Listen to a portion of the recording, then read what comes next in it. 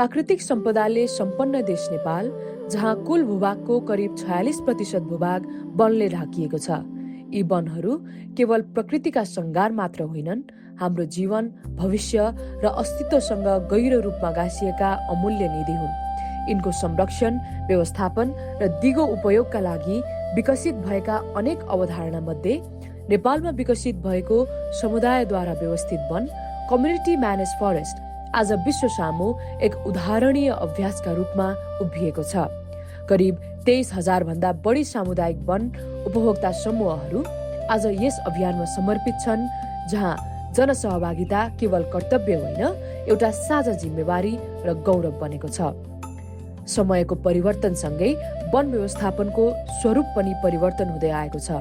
एक समय केवल संरक्षणमा केन्द्रित यो प्रणाली आज सामाजिक र आर्थिक आवश्यकतासँग गाँसिँदै आय आर्जन र समृद्धिको बाटोतर्फ उन्मुख भएको देखिन्छ।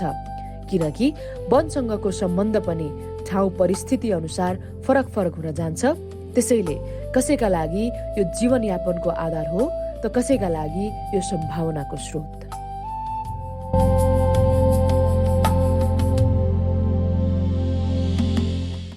ग्रामीण भेगमा वन, घाँस, दाउरा र पशुपालनसँग जोडिएको जीवनशैलीको अभिन्न अङ्ग हो भने शहरी परिवेशमा यसको उपयोग र अर्थ फरक ढङ्गले अनुभूत हुन्छ।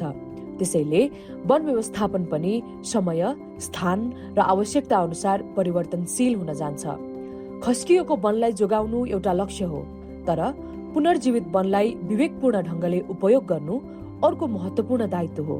यदि व्यवस्थापन सधैँ संरक्षणमै सीमित रह्यो भने वनका लाभहरू ओझेलमा पर्न सक्छन् र समुदायसँगको सम्बन्धमा नै दूरी पैदा हुन सक्छ।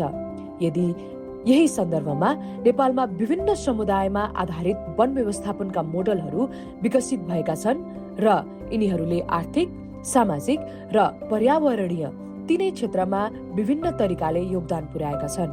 तर यिनीहरूको योगदान कतिको सन्तुलित छ भन्ने विषयमा विश्वविद्यालय अनुदान आयोगद्वारा सहयोगार्थ अनुसन्धानले विभिन्न समुदायद्वारा व्यवस्थित वनको अनुसन्धान गर्दा सामुदायिक वन उपयोगितासँग मध्यम धारमा व्यवस्थापन गर्ने हुनाले त्यहाँको वनको हैसियत राम्रो रही पर्याप्त स्रोतको सदुपयोग लिन सक्ने र स्थानीय स्वायत्तता, संस्थागत सुदृढता र सामाजिक एकता कायम भएको पाइएको छ। आँगै थियो, रुखबाट दाउरा झऱ्यो भने त्यो टिपेर ल्याउँथ्यो, अनि पात चह्यो भने अलिक घारीमा अलिक खोलाको डिलमा जान्थ्यो। त्यति हो। कस्तो लाग्छ अब हेर्दाखेरि? अहिले त राम्रो भयो नि, लाथ्राहरू बढे टाढा जान सक्दैन, डर आउँछ। वनलाई रुखलाई मात्रै हेर्ने त होइन नि त। हाम्रो त अब चराचुरुङ्गीहरू हुन्छ, अब विभिन्न जडीबुटीहरू हुन्छ, यहाँको जनावरहरू हुन्छ, सबैलाई प्राथमिकता दिनुपर्ने हुन्छ। अहिले चाहिँ अब पहिला उहाँहरूलाई सबैलाई थाहा छ यहाँनिर कति बँदेलहरू, मयुरहरू कति आउँथ्यो, अहिले प्रायः जस्तो आउँदैन। अहिले चोरी निकासी चाहिँ बढेको छ केही हद।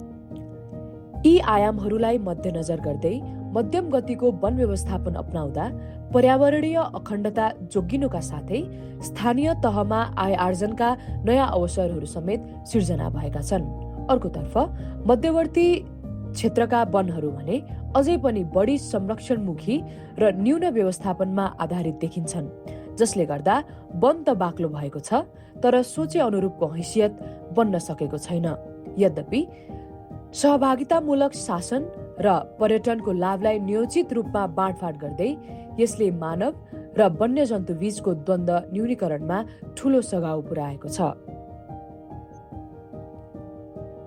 कबुलियती वन हैसियत बिग्रिएका वन भए तापनि सीमान्तकृत समुदायका लागि आशाको किरण र चरम व्यवस्थापनमुखी रहेकाले वनको हैसियत न्यून रहे तापनि यसले जीविकोपार्जनमा सुधार ल्याउँदै सामाजिक र आर्थिक सशक्तिकरणका लागि मार्ग प्रशस्त गरेको छ।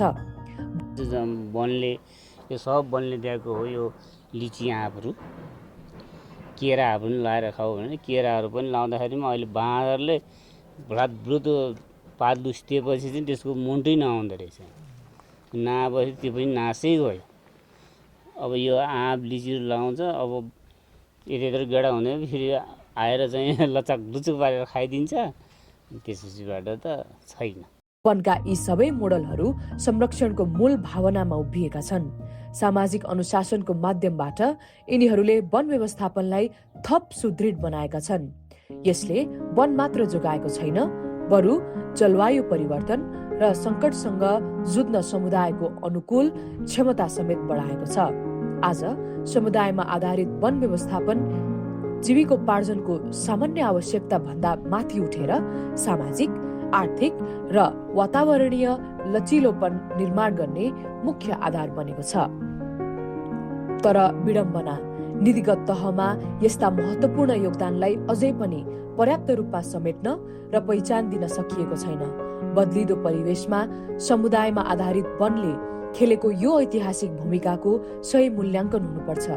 अबको आवश्यकता भनेको एउटै नीति सबै ठाउँमा लागू गर्नु होइन, बरु सामुदायिक वनमा जीविकोपार्जनका अवसर विस्तार गर्ने, मध्यवर्ती वनमा स्थानीय समुदायको निर्णय अधिकार बढाउने र कबुलियती वनमा आधारित साना उद्यम तथा समावेशी संस्थागत प्रणालीलाई सुदृढ बनाउने हो र यसलाई उचित मान्यता दिने प्रभावकारी संयन्त्र निर्माण गर्नु नै आजको मुख्य आवश्यकता हो।